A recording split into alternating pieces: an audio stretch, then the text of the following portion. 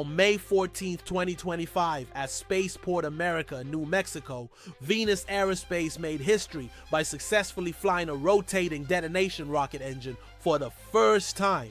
Instead of burning fuel smoothly like a normal rocket engine, this baby creates a supersonic shockwave that spins around a circular chamber. Think of it like a miniature tornado of awfulness that sucks down fuel and oxidizer and spits out thrust. And the crazy part, it detonates that mixture in a controlled explosion over and over again. You might be wondering why they didn't just send this thing straight up into outer space, but they did consider that.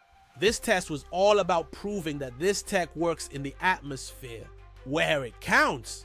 In Japan's space agency, JAXA has tested similar engines on sounding rockets in space. Nobody had tested them in the atmosphere before. It's a big deal because it means that this tech can work where it matters most, right here in our skies. So how does this all work? Imagine a tiny explosion happening inside the engine, pushing the burnt gases out through a nozzle and creating thrust. Pretty standard so far.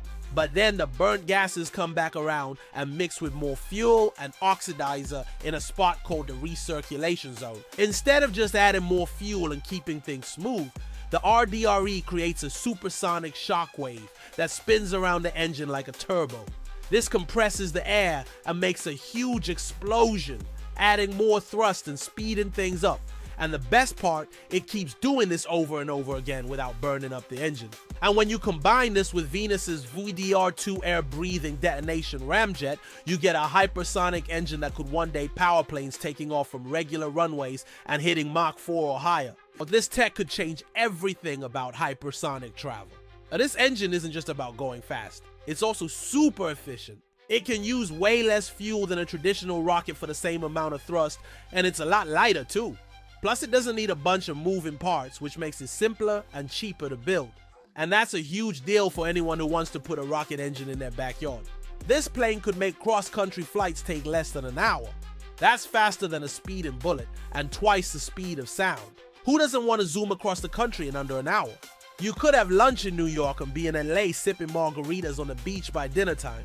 No traffic, no delays, just pure adrenaline-fueled bliss. Of course, there are still a few hurdles to overcome before we can all be zooming around like the 6th on a Tuesday. But with this successful test flight under their belts, Venus is one step closer to making hypersonic travel a reality.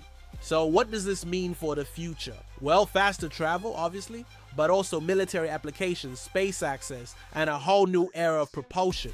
If Venus can scale this tech, we might be looking at the next great leap in aviation history. And honestly, it couldn't happen to a nicer guy. Sassy Doug will be the CEO of Venus Aerospace. He's like the Tony Stark of this whole operation. And the crazy thing is he got inspired to create this tech after watching a Tom Cruise movie. Seriously, that's like real life magic. What do you think? Will hypersonic passenger flights become a reality in our lifetime? Drop a comment below and don't forget to smash that like button and subscribe for more insane future tech updates. The race for hypersonic dominance is on and things are about to get explosive.